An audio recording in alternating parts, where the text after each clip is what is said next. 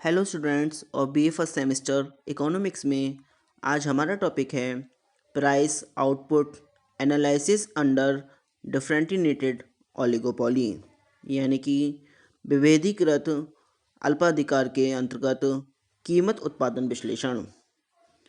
इसमें सुनिए, under differentiated oligopoly the number of firms is small and their products are differentiated.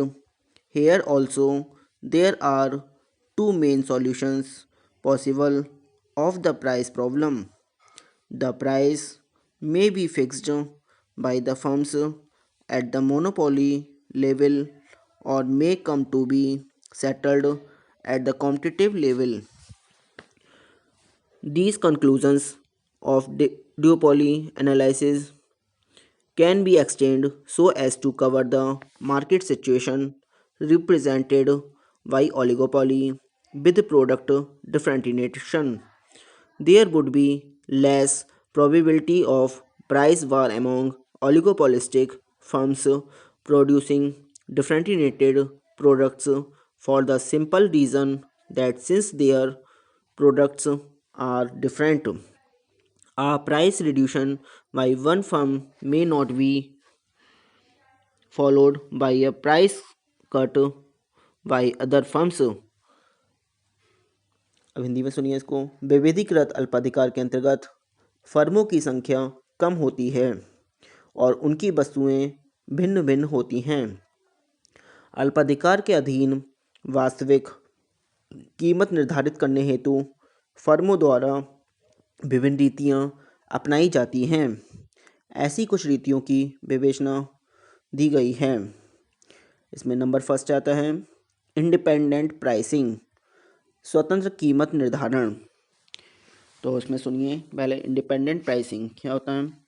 Each firm under oligopoly may follow an independent price and output policy by calculating in an imperfect manner. Of course, the reactions of its rivals, the price fixed by each firm may be a more or less monopoly price or near about that price because each firm produces a differentiated product and is more or less in the position of a monopolist in its own limited field. It is also possible that each firm may fix the price at the competitive level in case the price war breaks out between the firms. Thus, there can be two limits. The upper limit laid down by the monopoly price and the lower limit determined by the competitive price between which the actual price may come to be fixed under oligopolistic conditions. There is no simple theory that explains where the actual price will be set between these limits. Some economists say that the behavior of an oligopolistic market is indeterminate. अब सुनिए इसको। स्वतंत्र कीमत निर्धारण का अर्थ है कि अल्पाधिकार उद्योग के अंतर्गत प्रत्येक फर्म अपनी कीमत तथा उत्पादन मात्रा संबंधी नीति दूसरों से स्वतंत्र रूप से निर्धारित करती है। दूसरों से एकदम फ्री रूप से तरीके से निर्धारित करती है। यहाँ पर भी कई स्थितियों की कल्पना की जा सकती है। यदि अल्पाधिकारी फर्मों द्वारा उत्पादित वस्तुओं में किसी प्रकार का अंतर नहीं है, किसी प्रकार का डिफरेंस नहीं है और सब फर्मों के मध्य बाजार विभाजन यानी कि मार्केट डिवाइडेशन सब इक्वल हैं, तो स्वतंत्र कीमत निर्धारण के फलस्वरूप विभिन्न फर्मों में एक समान कीमत रखने की प्रवृत्ति पाई जाएगी। इसके विपरीत यदि फर्मों द्वारा उत्पादित वस्तुओं में किसी प्रकार का अंतर है तो स्वतंत्र कीमत निर्धारण के अंतर्गत प्रत्येक अल्पाधिकारी फर्म की कीमत एकाधिकारी कीमत होगी, परंतु एक सी उपज उत्पादन लागत रेखाएं व समस्त फर्मों के मध्य बाजार का समान विभाजन होना आदि काल्पनिक स्थितियां हैं जो व्यवहारिक जगत में नहीं पाई जाती हैं। परिणामतः अनिश्चितता का वातावरण उत्पन्न हो जाता है और अल्पाधिकार में कीमत तथा उत्पादन का निर्धारण प्रायः कठिन हो जाता है। ऐसी परिस्थिति में निम्नलिखित में से कोई एक संभावना हो सकती है।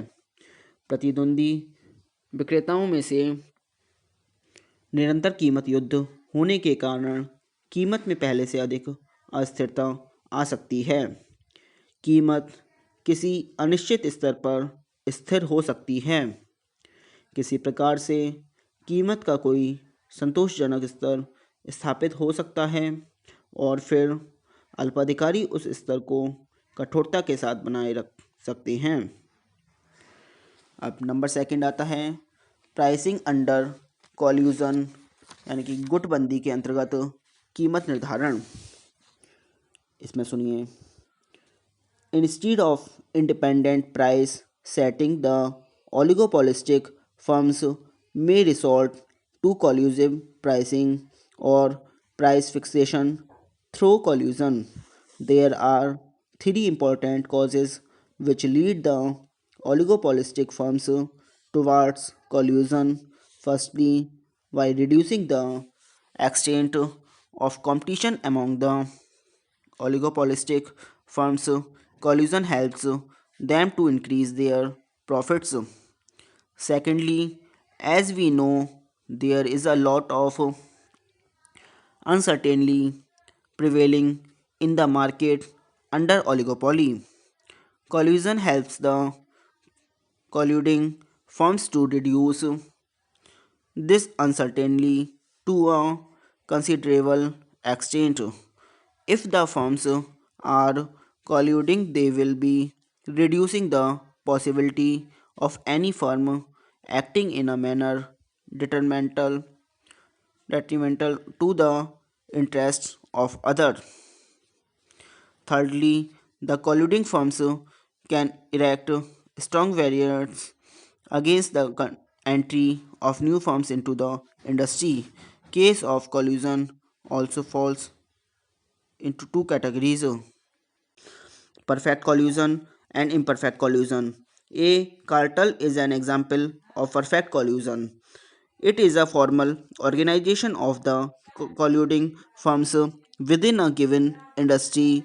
Its objective is to transfer the management and control of the colluding firms to a centralized agency with a view to improving their profit prospects.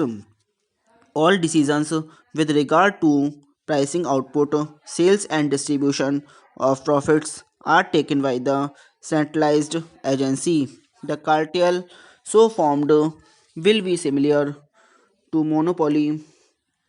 Imperfect collusion, on the contrary, refers to a secret and informal arrangement under which the colluding firms in an industry seek to fix prices and outputs of their products without attracting the penal provisions of the law. मतलब आप सुनिए, स्वतंत्र कीमत निर्धारण की नीति के फलस्वरूप जो अनिश्चितता तथा असुरक्षा आदि उत्पन्न होती हैं, उसका प्रत्यक्ष परिणाम अल्पाधिकार फर्मों के बीच गुटबंदी होता है। गुटबंदी जैसा नाम से स्पष्ट है कि के अंतर्गत विक्रेताओं के बीच कीमत व उत्पादन मात्रा आदि के संबंध में किसी न किसी प्रकार का प्रत्यक्ष अथवा परोक्ष समझौता हो जाता है। इस प्रकार का समझौता या तो परंपरा या दृढ़ व्यवहार के रूप में हो सकता है अथवा व्यापारिक संघ द्वारा भले आदमियों के समझौते के रूप में किया जा सकता है, अथवा यह एक औपचारिक लिखित समझौते के रूप में हो सकता है। गुटबंदी का सबसे कठोर रूप वह होता है जिसमें कोई उत्पादक संघ बना दिया जाता है जो सदस्य फर्मों के उत्पादन की कीमत निर्धारित करता है, परंतु व्यक्तिगत अल्पाधिकार फर्मों को बिक्री अथवा विज्ञापन की स्वतंत्रता रहती है, अथवा कोई ऐसी कंपनी बना दी जाती है जो विभिन्न फर्मों के लिए उत्पादन मात्रा निश्चित करती है तथा उनकी ओर से उपज की बिक्री का प्रबंध करती है और लाभ का विभाजन करती है। अब नंबर थर्ड आता है प्राइसिंग अंडर प्राइस लीडरशिप, कीमत नेतृत्व के अंतर्गत कीमत निर्धारण।